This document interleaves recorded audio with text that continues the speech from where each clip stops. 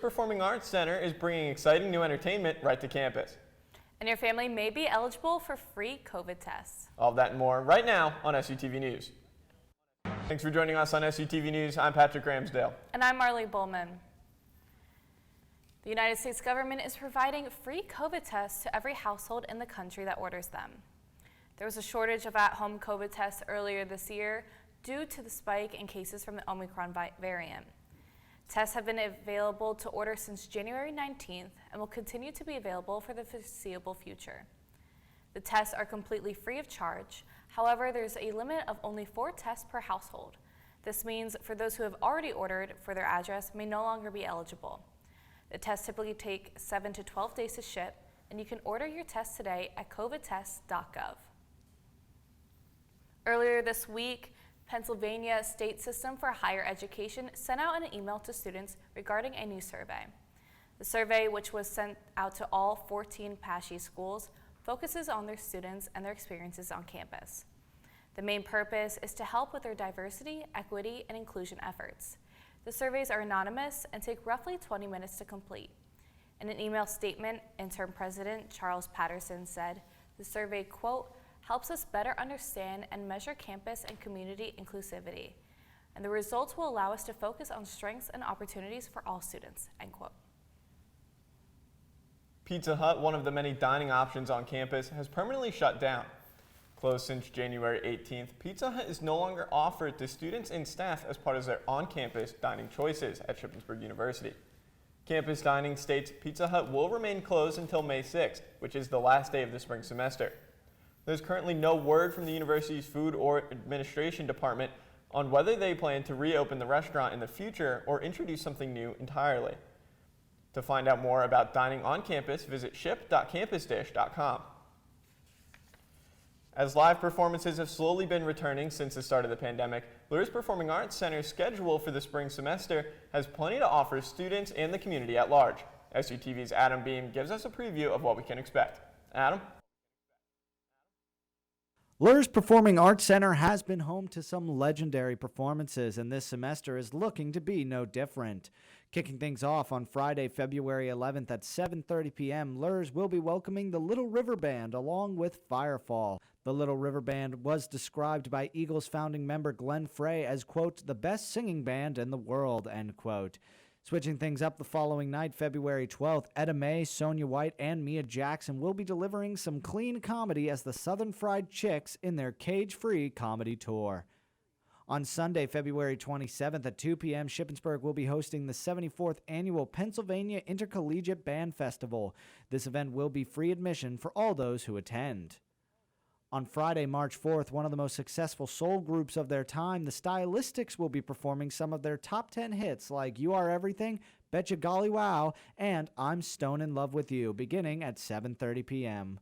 6 days later, Thursday, March 10th, Luhrs will get a taste of the Emerald Isle as Celtic Thunder Island will be performing the most popular Irish and Celtic songs of the past decade and celebrating the influence of Irish and Celtic music around the world. The performance will begin at 7:30. This will be followed up on Saturday, March 12th with a little bit of American pop as a triple billed performance by the Grassroots, the Buckinghams, and the Box Tops at 7:30 p.m. Tuesday, March 15th, make sure you come to Luhrs with your dance shoes ready as you'll have the opportunity to learn some ballroom dancing with 2 separate classes. The beginner's class will be held at 5:30 p.m. and the advanced class will be held at 6:30 p.m. Both classes will then be held as a 6-class course for $35. Animal lovers can rejoice as Sunday, March 20th is bringing man's best friend to the center stage with Mutt's Gone Nuts. There will be 2 performances that Sunday, the first at 1 p.m. and the other at 4 p.m. Thursday, March 24th will be a great night for musical theater fans as you will have a chance to enjoy an evening with Kristen Chenoweth beginning at 7:30 p.m. This event will be filled with performances by the Tony Award-winning artist who's been the star of hit musicals like Wicked and You're a Good Man, Charlie Brown. Sunday, April 3rd and April 24th will be performances by the Shippensburg University Community Orchestra as well as our very own competition band and wind ensemble, both at 3 p.m. In between these events on April 9th will be a performance by the Grammy-nominated band Black Violin. One of the last events for the semester will be another comedian taking the stage on Thursday, April 28th with Jeff Allen's The America I Grew Up On tour. Finally, even though the semester will have concluded, Saturday, June 4th will be a celebration of artists like Marvin Gaye and The Temptations with Forever Motown. With each of these events, the price of tickets will vary, and regardless of vaccination status, mask will be required at all performances. If you're seeking more information, check out luhrscenter.com. But for SUTV News, I'm Adam Beam. Located off Britton Road near Bird Run, Shippensburg University's campus farm offers volunteer opportunities and fresh produce to the university and the community. However, recently the farm has been experiencing some vandalism problems.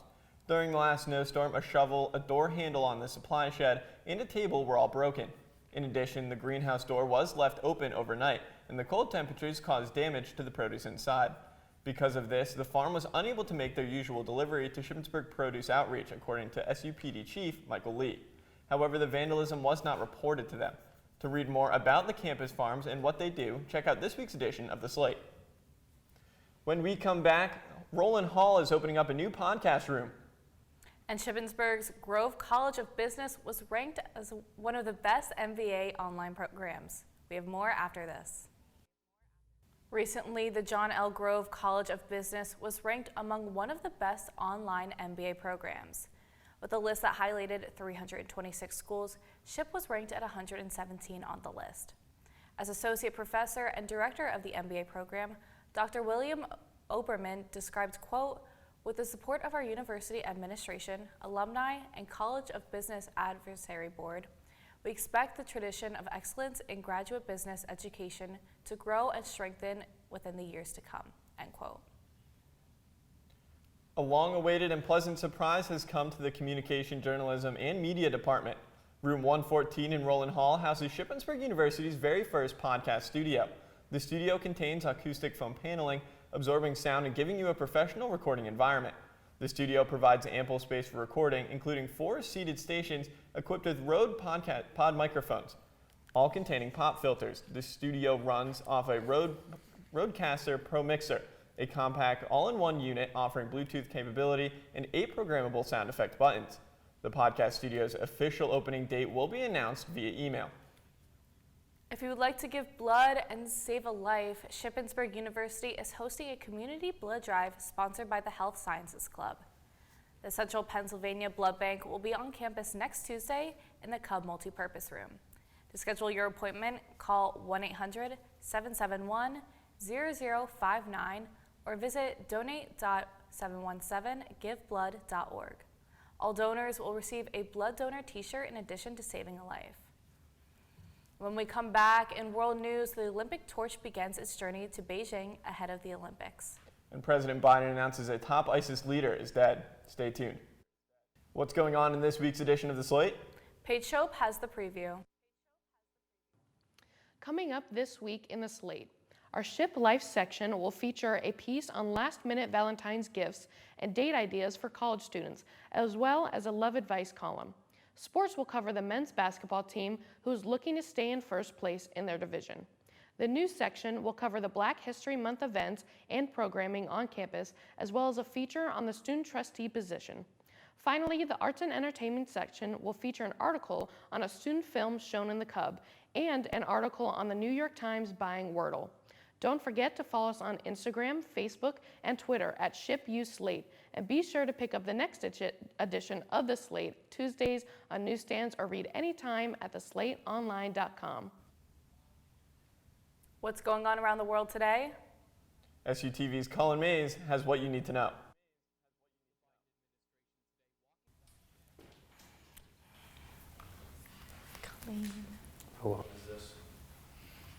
Just as the president authorized additional troop deployments to Europe in an effort to shore up NATO defenses and provide additional support amid continued antagonism from Moscow. CNN's Karen Kafa is in Washington with the latest. Russia and the West. President Joe Biden formally approving the deployment of 3,000 U.S. troops to Eastern Europe in the coming days. This force is designed to deter aggression and enhance our defensive capabilities in frontline allied states. The additional forces are separate from the 8,500 U.S. personnel placed on heightened alert last week and include 1,000 troops currently based in Germany, repositioning to Romania, with another 2,000 troops deploying to Poland and Germany from the U.S. These are not permanent moves. They are moves designed to respond to the current security environment. Moreover, these forces are not going to fight in Ukraine. They are going to ensure the robust defense of our NATO allies. The decision comes as diplomatic talks with Moscow are proving ineffective, with Russia continuing to build up forces along the Ukrainian border and issuing security demands to NATO allies. It's important that we send a strong signal to Mr. Putin and, frankly, to the world that NATO matters to the United States. Ukraine's foreign minister expressing appreciation for the added support Wednesday and warning of what he believes are Russia's motivations. Russia aims to shatter the long-established order in Europe and Euro-Atlantic area, undermine its core principles, and destroy the post-Cold War security architecture. The Pentagon says the U.S. is planning for all contingencies, with more troop deployments still a possibility. In Washington, I'm Karen Kafa. The Olympic torch, it's on its way to Beijing. The torch was lit Wednesday at Olympic Forest Park, which was built for the 2008 Summer Olympic Games that also took place in Beijing. Former speed skater and China's first winter sports world champion, 80-year-old Luo Shibuan, was the first to carry the new torch. Over the next 3 days, 1,200 participants will carry it through the Games' 3 competition zones in and around Beijing. It's a much shorter than usual relay, which was scaled down due to COVID. The torch will light the Olympic cauldron at the opening ceremony Friday night, marking the beginning of the 2022 Winter Olympic Games. President Biden says a U.S. counterterrorism mission in northwestern Syria has killed a top leader of ISIS. CNN's Karen Kafa has the details from Washington. President Biden says U.S. Special Forces have killed a top ISIS leader in northwest Syria. Thanks to the bravery of our troops, this horrible terrorist leader is no more. The Pentagon said U.S. Central Command conducted the mission that killed ISIS leader Abu Ibrahim al-Hashimi al-Qurashi. It is the biggest operation carried out by U.S. forces in Syria since the raid that led to the death of then ISIS leader Abu Bakr al-Baghdadi in October 2019. Biden said all Americans involved in the mission returned safely and acted with bravery.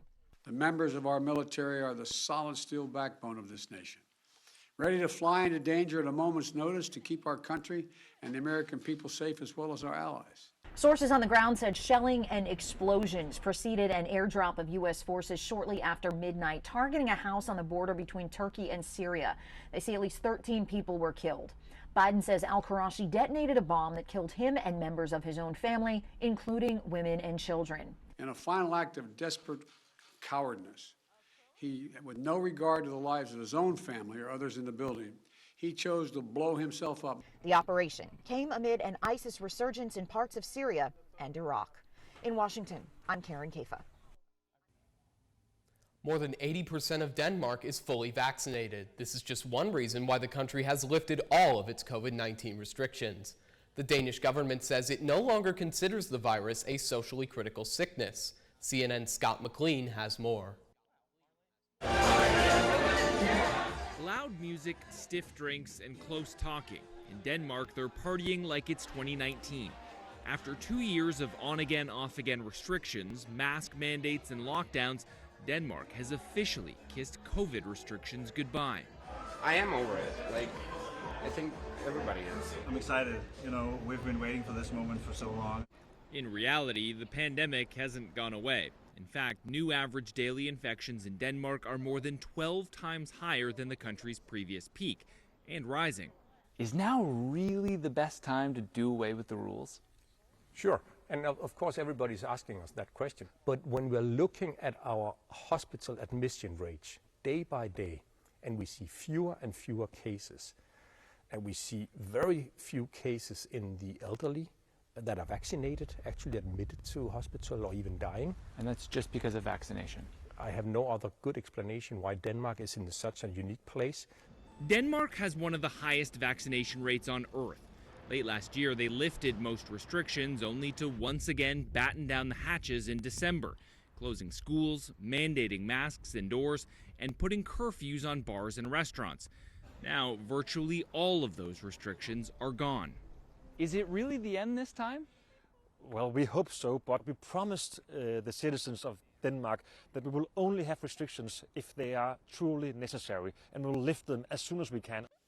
It's not just Denmark. Last week, England lifted nearly all of its domestic restrictions as lawmakers set out a novel new strategy. Before the vaccine, COVID was a lot more deadly than the flu, but as immunity rose and a less severe variant emerged, deaths directly caused by influenza or pneumonia are now not far off of COVID, and lately they're contributing factors far more often. Is it reasonable to treat COVID like we treat the flu? I think it's not a bad model, unless, of course, the virus surprises us and comes up with a nasty, highly infectious variant. Back in Denmark, people are free to circulate. So is the virus. But 2 years, 3 vaccine doses, and a lot of sacrifice later, COVID doesn't seem so scary anymore. Scott McLean, CNN, Copenhagen. That's it for this week's World News. I'm Cullen Mays. Now back to Marley and Patrick at the desk. When we come back in entertainment, we have a review on the latest installment in the Pokemon franchise. And we give you a guide on what to watch this February in honor of Black History Month. We have more after the break. I don't know about you, but I'm pretty disappointed. Yesterday was so nice. It was warm out. I only needed a light jacket. And now they're calling for ice. Yeah, it looks like I may have to bring out the ice skates for this weekend. Let's send it over to Michael Dunnigan with this week's. Most of the snow from 2 weeks ago is already melted, and today's rain helped with that. But we're not out of the woods quite yet with winter weather. Tonight, lows down around freezing, and the rain will stick around. There's a good chance that surfaces may freeze since temps will continue to fall throughout the night. Tomorrow, the rain and possible sleet fade away, but we hit our daytime high early in the morning.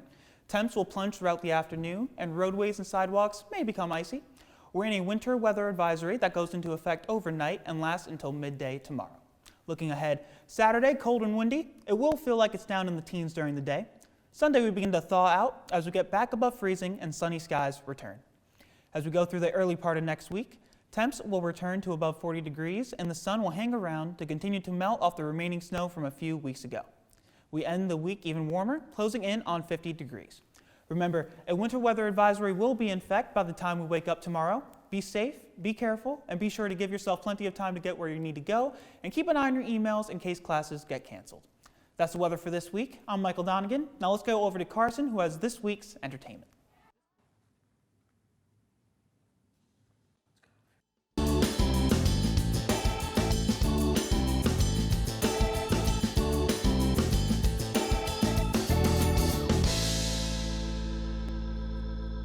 The newest entry in the Pokemon series offers a new and unique gameplay experience compared to previous entries.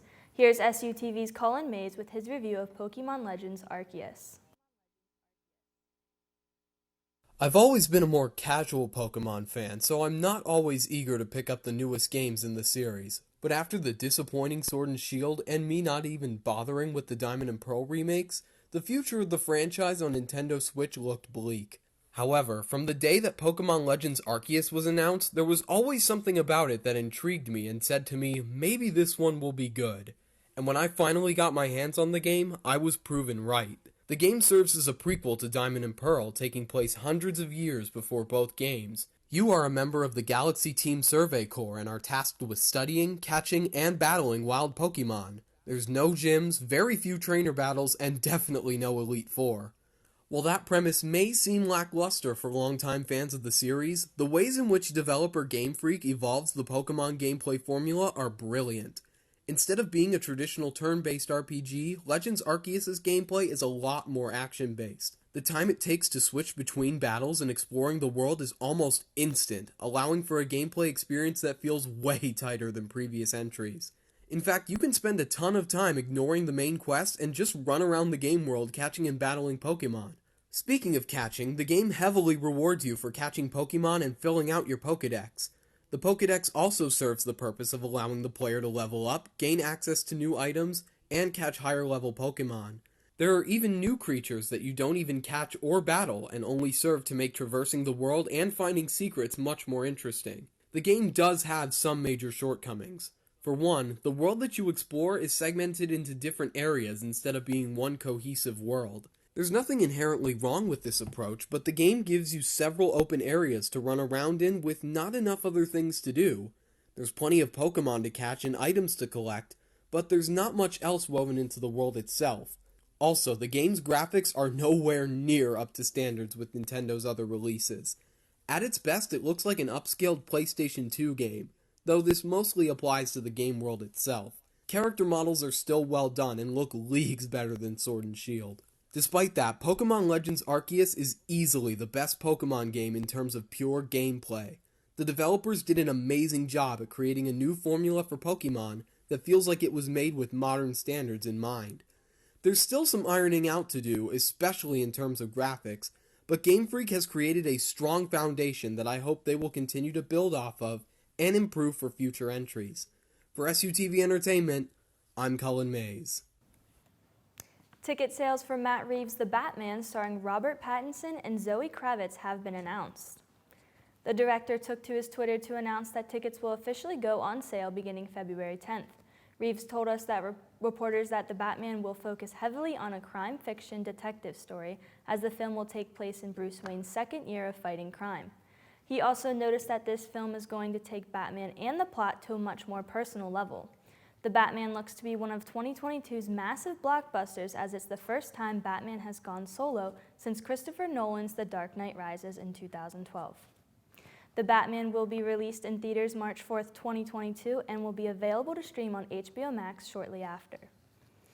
During halftime of the AFC Championship game, Paramount debuted the first full trailer for their new Halo series. The upcoming series is based on Halo video games created by Bungie, follows the Master Chief in his conflict with the alien force known as the Covenant, and the mystery device known as Halo. The series does not follow the same timeline as the games, however, and according to producers, will have its own story to follow. Fans are excited to hear at least one familiar voice from the games, that being Jen Taylor, the original voice of Cortana, who will be reprising her role as Master Chief's AI companion for the series. The series premieres March 24th and will be streaming exclusively on Paramount+. As February marks the beginning of Black History Month, streaming is home to countless numbers of shows, documentaries, and films about Black artists and their contribution to modern culture. Here with a guide of what to watch this month is SUTV's Adam Beam. Black History Month, among many things, is a time to reflect and celebrate the minds and creativity of Black artists who have paved the way for countless others, as well as changing the landscape of our modern culture. Streaming has now provided a way for these Black voices to be heard in households all over the world. Starting with Netflix, the service is home to some powerful documentaries and biopics. One of these documentaries include the award-winning 2016 film I Am Not Your Negro. The documentary tells the story of James Baldwin and how his writing stood as a brave critique of the social injustices that took place during his time. If you're not in the mood for a documentary, Netflix is also home to films like Ma Rainey's Black Bottom, Da 5 Bloods, Queen and Slim, and Dolomite Is My Name. Moving over to Hulu and Disney+, you can find new releases like the recent Summer of Soul documentary by musician Questlove, which is all about the famous Harlem Cultural Festival. You can also find the award-winning miniseries Women of the Movement, which centers around the mother of Emmett Till and her struggle following the horrific murder of her son in Mississippi in 1955. On Disney Plus, you have films such as Hidden Figures and Black Panther, as well as hidden gems like the 1998 Disney Channel original film Ruby Bridges, about the brave little girl who became the first African-American child to desegregate an all-white school in Louisiana. Checking out the offerings on HBO Max, you can find some hilarious and heartfelt series like Insecure and A Black Lady Sketch Show, modern award winners like Judas and the Black Messiah, and certified classics like 1992's Malcolm X and 1985's The Color Purple. To close things out, one personal recommendation from me, you can head on over to the horror streaming service Shudder. There you'll find the fantastic documentary Horror Noir. At just under an hour and a half, this feature explores the history of Black representation in horror cinema, from the days of blaxploitation up to the groundbreaking modern films like Get Out, all while being curated by some of the biggest Black figures in horror like Keith David and the Candyman himself, Tony Todd. These are just some of the great offerings to find on streaming this month. And if you're looking for an easy way to browse these selections, many of these named streaming services provide whole categories and collections dedicated to Black artists. For SUTV Entertainment, I'm Adam Beam. That's it for SUTV Entertainment. I'm Carson Devitt. Now back to Patrick and Marley at the desk. When we come back in sports, we have the highlights from last night's game. We have more after the break. Ship basketball took to the court last night as they took on Millersville. SUTV's Jacob Hitz has the highlights from the women's game. Shippensburg came into Higas Fieldhouse with the momentum on their side after beating the top team in the West on Monday. Tasia Colbert finds Destiny Jefferson wide open for three early. Raiders get their first and only lead of the night. Lots of turnovers plagued the Raiders all night long, ending the night with 23 turnovers. Later in the game, Brenna Ortwine dishes to Bria Beverly in the paint, a great pass for two. The Raiders would still find their way to the net. Treasure George finds Destiny Jefferson for two, capping off her night with 12 points. The Marauders outlast the Raiders 61-42. These teams will meet again on the road in 5 days at Millersville. For SUTV Sports, I'm Jacob Hitz. And SUTV's Jack Ainsley has the highlights from last night's men's game. On Wednesday night, the Raiders hosted the Marauders in a battle for the top spot in the PSAC East. On the first Raider possession, Jake Biss has his drive rejected by James Sullivan. Later in the first half, Jaden Faulkner's layup gets smacked down by Carlos Carter. The block turns into a fast break for the Raiders. Rashawn Johnson lays it in for two to tie the game at 2. Later in the half, Jake Biss drives past to Carlos Carter between the defenders and lays it in for 2. Raiders go into the halftime locker room down by 1, 26-25.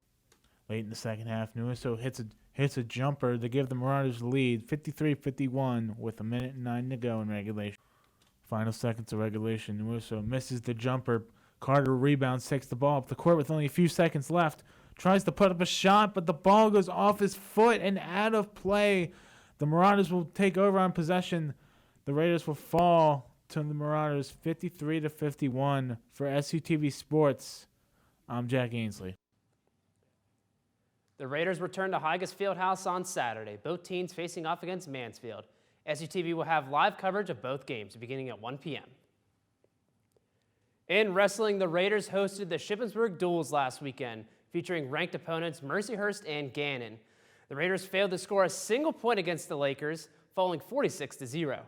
Against Gannon, junior Drake Brenize won by forfeit, and redshirt senior DeAndre Reed scored a technical foul to score some points for the Raiders. Ship hosts Kutztown next Friday for senior night in Higas Fieldhouse at 7 p.m. Drew Daly lit up the track over the weekend at Penn State's Sky and Savick Challenge. Daly shattered a 12-year school record in the 800-meter, nearly beating the previous record by 3 seconds. Daly's time is just 2/10 off from the PSAC record, which was set back in 2017. With Daly's record-setting performance, he was named the PSAC Men's Indoor Track Athlete of the Week. The spring sports season is right around the corner, and preseason polls are starting to roll out. Baseball has their first games of the season this weekend, and the PSAC preseason polls were announced on Wednesday. Shippensburg is ranked 6th in the East, with Millersville leading the pack in the #1 spot. The Raiders team has 21 returning players, including outfielders Juju Kaysen and Ben Werkheiser. The Raiders begin their season this weekend with one game tomorrow and a doubleheader on Saturday at Belmont Abbey. First pitch tomorrow is at 3 p.m.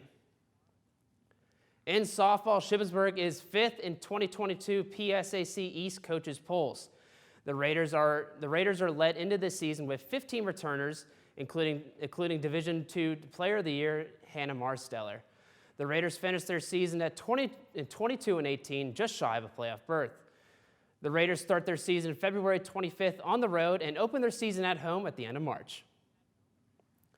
Looking even further ahead, Shippensburg football made their first round of official signings for next season on National Signing Day on Wednesday. The Raiders signed more than 20 athletes so far, including 2 quarterbacks and multiple receivers and linemen. Some of those signed will be able to play in the spring game later this semester. Others will join Others will join the team in the summer, in the summer before workouts before the season begins. And even more players will be added to the list as the semester rolls along. That's it for sports this week. Now let's send it back to Patrick and Marley at the desk. When we come back, do we have 6 more weeks of winter or is spring coming early? Stay tuned. Get used to the cold. Puxatawny Phil emerged from his burrow Wednesday to see his shadow. That means 6 more weeks of winter. Every February 2nd, Americans wait with bated breath for Pennsylvania groundhog's prediction. According to Phil's website, he's been predicting the season since 1887. Legend has it, if he sees his shadow, we can expect the cold temps to continue. If he doesn't, an early spring is on its way. The National Centers for Environmental Information doesn't give Phil a passing grade for accuracy, saying over the past 10 years, he's only been right 40% of the time. You know, with that 40% accuracy, he really is a meteorologist. I agree with that. That's all for SUTV News. I'm Patrick RAMSDALE. And I'm Marley Bullman. Don't forget to follow us on Facebook, Twitter, and Instagram at SUTV News, and check out our website at sutvnews.org. We'll see you next week. Good night.